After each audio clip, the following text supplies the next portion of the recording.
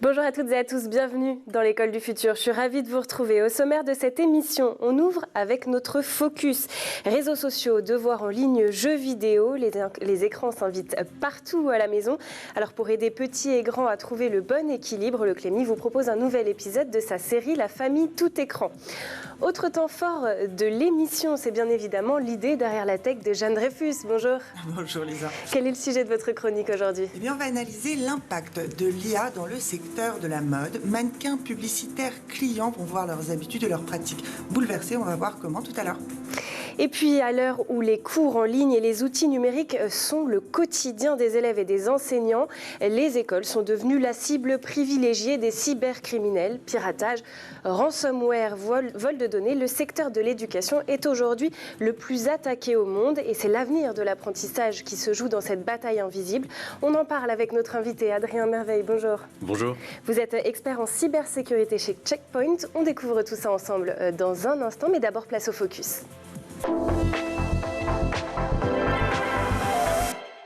Focus aujourd'hui sur une utilisation saine et maîtrisée du numérique dans les foyers avec le Clémy et sa série La famille tout écran.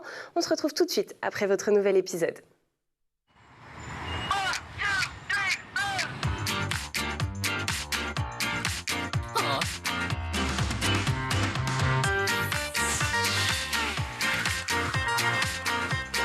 Les écoles et universités françaises ont subi en moyenne 4356 cyberattaques par semaine, en augmentation de 41% par rapport à l'année précédente.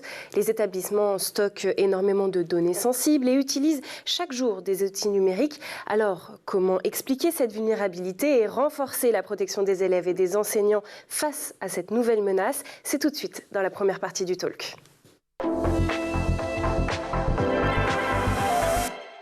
Et pour m'accompagner en plateau aujourd'hui, Adrien Merveille, expert en cybersécurité chez Checkpoint. Alors je le disais, l'éducation est devenue le secteur le plus prisé au monde par les pirates informatiques. Les chiffres le démontrent, en moyenne 4356 cyberattaques par semaine en 2025 en France, un petit peu plus en Afrique et jusqu'à 7869 attaques en Asie-Pacifique. C'est énorme. Alors comment on explique ce phénomène ? Alors, bonjour, merci de m'avoir invité. L'éducation, c'est un secteur qui est particulièrement ciblé pour différentes raisons. La première, ça va être la richesse et l'importance des données qu'elle protège, qu'elle possède. Et pour un attaquant, pour un pirate, ça va être l'appât du gain. C'est-à-dire que s'il arrive à mettre la main sur ces données, il va pouvoir derrière les revendre sur ce qu'on appelle le dark web, sur certains canaux Telegram, et se faire rémunérer pour les données qu'il a réussi à voler.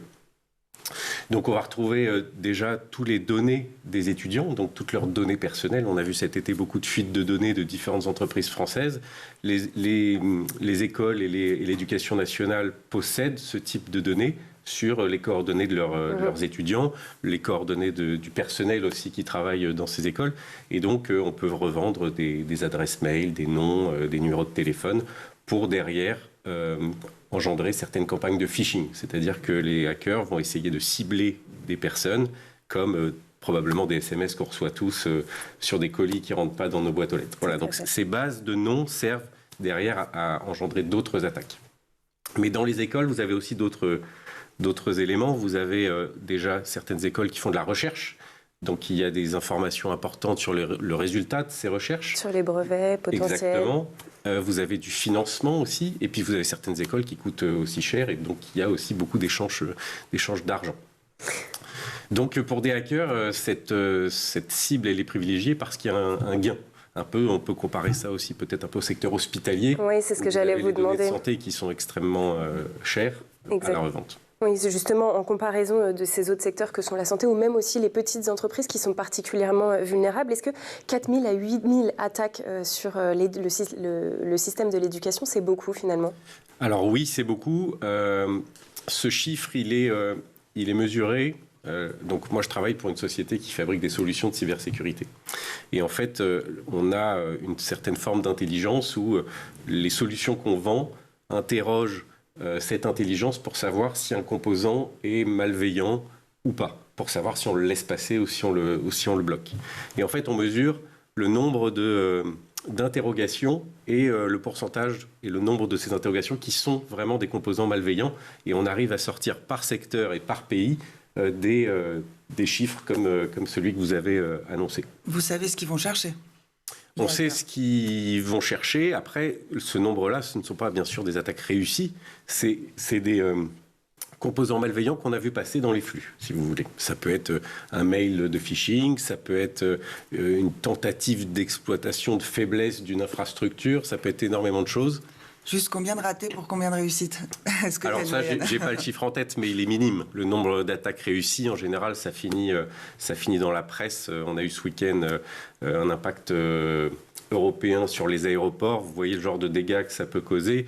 Des attaques réussies dans le système de l'éducation. Vous avez eu une fuite de données, par exemple, sur certaines plateformes type EduConnect au mois de juin, si je ne me trompe pas. Vous avez eu des écoles qui ont été attaquées au mois de février avec des attaques réussies. Donc, en général, quand une attaque réussit, soit elle est contrôlée et dans ce cas-là, on n'entendra pas forcément parler, soit ça finit malheureusement dans les journaux.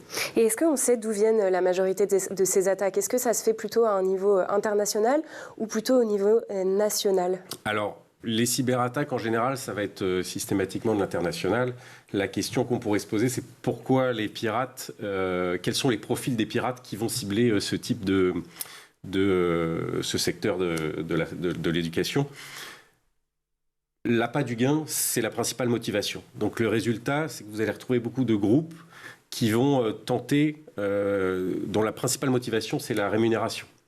Et donc on va retrouver des groupes qu'on attribue à certains ransomware. Alors un ransomware, c'est un virus qui va chiffrer vos données et qui va vous demander de l'argent en échange de la clé pour vous les rendre. Et donc, c'est ce qui s'appelle de l'extorsion. Et lorsqu'on empêche le fonctionnement de l'école, elle ne peut plus fonctionner, donc les étudiants ne peuvent plus recevoir leurs cours. Souvent, tous les écrans qui permettent de faire les amphithéâtres ne fonctionneront plus. La recherche, ça va être impacté de la même façon. Et donc, l'école ne marche plus. Et si l'école ne marche plus, l'attaque a réussi. Et donc, on paye? Et donc, alors, on ne devrait pas payer parce que c'est trop tard une fois qu'on a ça. Mais si on paye, ça engendre d'autres groupes à mener ce type d'attaque parce que ce qui fonctionne continue. Et donc, les bonnes recommandations, c'est de ne pas payer. Après, c'est un conseil qui est difficile à donner parce que quand on perd tout, payer, c'est parfois la solution la plus simple.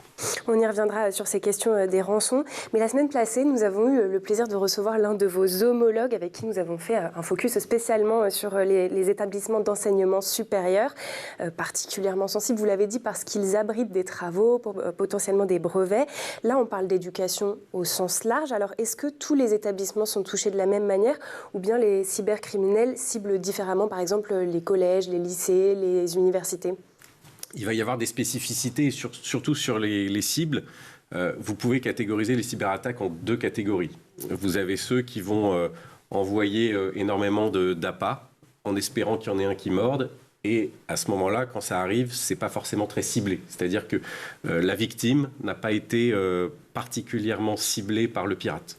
À l'inverse, si le pirate il vise spécifiquement certaines données ou un brevet, vous parliez des brevets tout à l'heure, s'il cible un brevet de l'Institut Pasteur, par exemple, eh ben, il va vraiment cibler l'Institut Pasteur ou n'importe quelle autre école qui possède des brevets. Et donc là, vous allez avoir un travail plus fin, qui commencera forcément par une phase de reconnaissance. Il va peut-être se renseigner sur certains chercheurs, sur certains employés. Ça peut être même un fournisseur. On parle parfois d'attaque de la chaîne d'approvisionnement. C'est au lieu d'attaquer l'Institut Pasteur, qui a peut-être des très bonnes protections cyber, ils vont attaquer le fournisseur qui va faire le ménage dans les locaux, par exemple. Ou ils vont peut-être essayer de corrompre certains employés, voire certains prestataires de services pour aller brancher une clé USB sur un ordinateur ou pour directement aller faire une exfiltration de données. On appelle ça l'employé fâché, qui a une volonté de venir faire des dégâts dans l'entreprise pour laquelle il travaille ou dans l'école pour laquelle il travaille.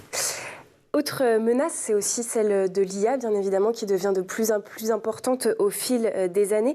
Comment est-ce qu'elle a changé la manière dont les attaques sont menées ? L'IA n'a pas révolutionné les attaques, c'est un outil qui les a perfectionnées. Donc, le phishing, par exemple, si on prend cet exemple, le phishing, c'est un mécanisme qui consiste à se faire passer pour quelqu'un d'autre et à piéger la victime. On en reçoit tous, que ce soit des faux mails, des faux SMS. On commence aussi à parler de vishing, qui sont du phishing par la voix. C'est-à-dire que vous recevez des appels de personnes qui qui imitent peut-être la voix de quelqu'un que vous connaissez, ou même de la vidéo d'une attaque qui se fait passer pour le directeur financier de l'entreprise qui vous demande de lui faire un virement ou ce genre de choses. En général, il y a toujours un degré d'urgence pour qu'on n'ait pas trop le temps de réfléchir et de se poser les questions.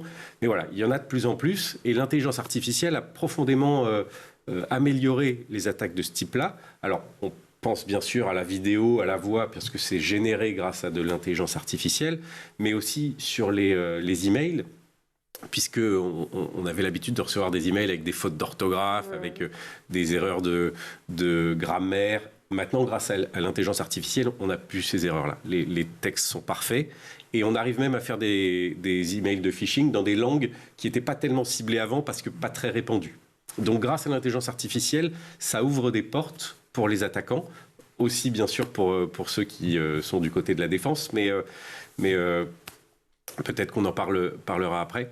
Mais vraiment, ça a révolutionné la qualité des attaques et l'automatisation de ces attaques-là. C'est-à-dire qu'avant, vous faisiez une attaque par téléphone, la personne était obligée d'être au téléphone et de discuter avec ses victimes jusqu'à ce qu'il y en ait une qui se fasse avoir. Maintenant, on peut industrialiser ça et avoir des ordinateurs qui passent les coups de fil pour nous et les victimes ne se rendent même pas compte qu'elles parlent à un ordinateur. Bon, prudence donc, on l'a compris, derrière la question technique des cyberattaques, c'est bien l'avenir de l'école et de la protection des élèves qui sont en jeu. On continue à en parler dans la seconde partie du talk, mais d'abord, cap sur la planète tech. Images et vidéos, c'est le meilleur d'Internet, c'est l'œil de Dylan Kohler.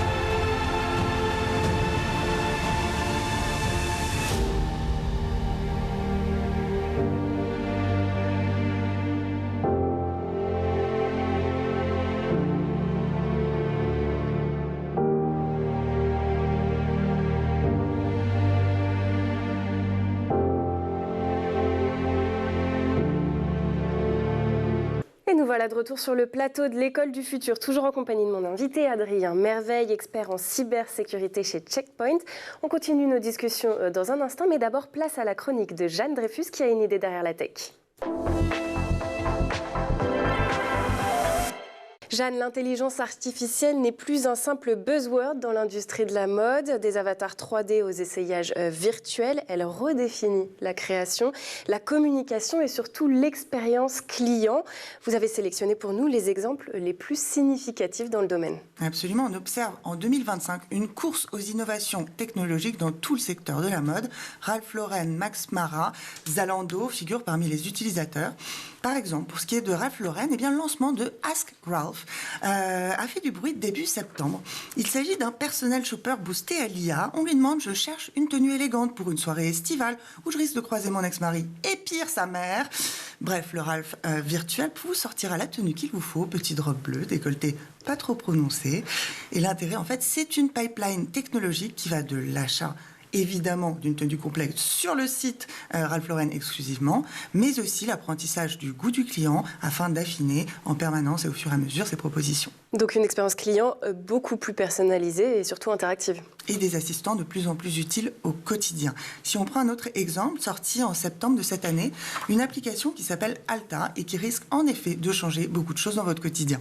L'idée, c'est de répondre à la sempiternelle question « Mais qu'est-ce que je vais me mettre aujourd'hui ?» mais aussi au constat « Mes armoires sont pleines et pourtant je n'ai rien à me mettre. » Bref, comment ça marche? Alta va vous demander de prendre chacun de vos habits, accessoires en photo et ensuite elle va vous demander de charger une photo de vous en pied. Ce que Alta va faire, elle va vous suggérer des tenues, des associations de motifs, vous montrer ce que ça donne sur vous, s'adapter à la température extérieure, froid, pluie, chaud, et vous permettre de ne jamais porter deux fois la même tenue. Bref, personnellement, je pense que c'est clairement l'application dont je ne vais pas pouvoir me passer d'ici très peu de temps. Est-ce que ça aide aussi pour le shopping? Alors, on a plusieurs acteurs de l'essayage virtuel. Doji, pour le nom de ces deux créateurs, Dorian Dargan et Jim Winches, fait partie des solutions intéressantes. Même principe, vous vous prenez en photo et donc un avatar à votre image va se créer. Et à partir de ce moment, on peut essayer n'importe quel vêtement en ligne. Google a aussi sorti en mai ce qu'on appelle donc son virtuel try-on, qui se base sur la modélisation du corps et du vêtement grâce à un maillage de facettes 3D. Et ça va aussi analyser le comportement du matériau, le stretch, l'épais, le fin, j'en passe. Et là aussi, ça va créer moins de dépenses, ça va créer moins de retours et donc une empreinte carbone moins importante et plus d'inclusivité aussi parce que, on va pouvoir se voir en ligne porter les vêtements, contrairement à d'habitude les mannequins filiformes auxquels on ne s'identifie pas forcément, n'est-ce pas, l'humanité entière, sauf 1%. 1%. Et niveau contenu et communication, j'imagine que ça révolutionne aussi le domaine. Fin 2024, le géant de la mode en ligne Zalando a reconnu que 70% des images de ses campagnes éditoriales étaient générées par intelligence artificielle. Résultat, des campagnes créées en 3-4 jours au lieu de 6 à 8 semaines et une réduction des coûts de près de 90%. Alors ça va toucher les mannequins numériques, les décors virtuels, tout peut être produit à la demande. Alors, niveau économique, niveau sectoriel, c'est une révolution qui n'est pas sans conséquences. Vous vous en doutez, selon l'Organisation internationale du travail, un emploi sur 4, donc 25% des emplois sont potentiellement exposés à une transformation liée à l'IA générative et la mode n'y fera évidemment pas exception. Mais pour autant, des collaborations sont aussi initiées avec des agences de mannequins, par exemple, pour monétiser l'emploi virtuel de leurs top modèles. Niveau économique, c'est donc un bouleversement. Et pour ce qui est de toute la partie artistique liée aux publicités et à la communication? Alors, côté esthétique, la volonté de baisser les prix à tout crin va bien sûr, évidemment, produire une homogénéisation. Mais force est de constater aussi que c'est loin d'empêcher toute exploration visuelle et artistique. On peut citer ici une campagne, celle de Valentino et Vans qui ont fait une collaboration en septembre de cette année. Éclairage studio sophistiqué, rendu des textures, des mannequins qui font la gueule, tout y est.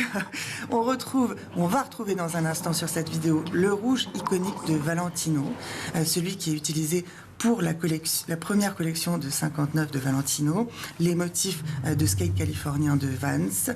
Niveau esthétique, eh bien, on est sur des effets vertigaux, ce zoom Hitchcockien de la caméra qui zoom sur un décor qui lui a l'air de se dérober, la caméra qui tourne, l'eau, le rouge, tout renvoie à une forme d'attraction hypnotique et pulsionnelle, mais aussi à une perte de contrôle.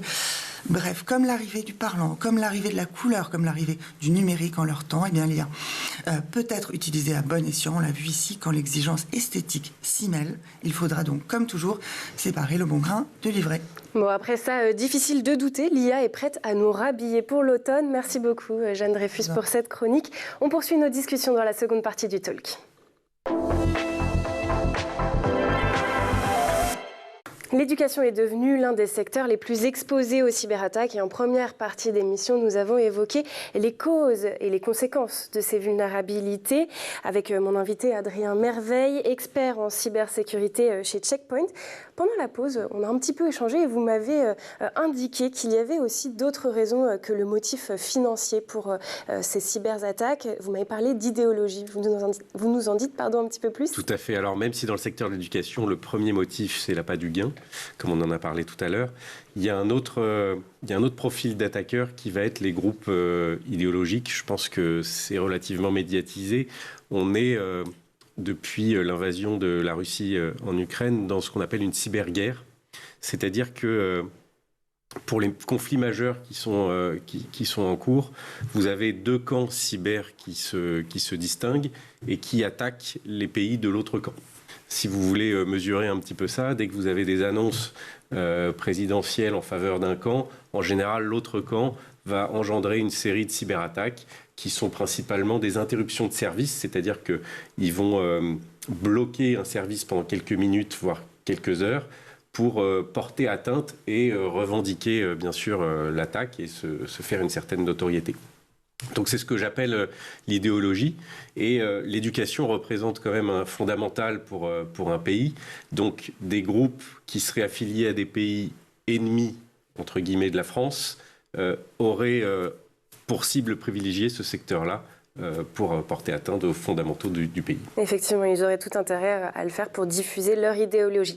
Pour revenir sur l'impact de ces attaques, aux États-Unis, un exemple a marqué les esprits. Le Lincoln College, un établissement vieux de 157 ans dans l'Illinois, a dû fermer ses portes définitivement après une attaque par ransomware. C'est dire à quel point les conséquences peuvent aller bien au-delà d'un simple blocage du système informatique. Alors, plusieurs questions. Déjà, est-ce qu'un tel cas est déjà arrivé en France? Est-ce qu'on a déjà dû fermer un établissement?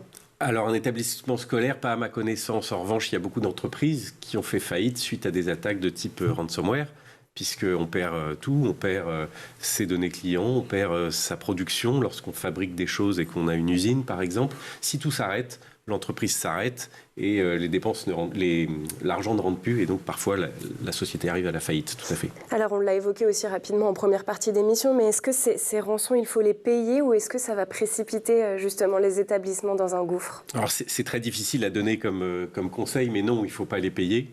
On ne peut pas financer le cybercrime, puisque lorsqu'on paye, ça va engendrer d'autres attaques. On rémunère des groupes, en général de personnes qui ressemblent à des entreprises normales. Elles ont des équipes de recrutement, elles ont des services de recherche et développement pour créer ce qu'on appelle des malwares.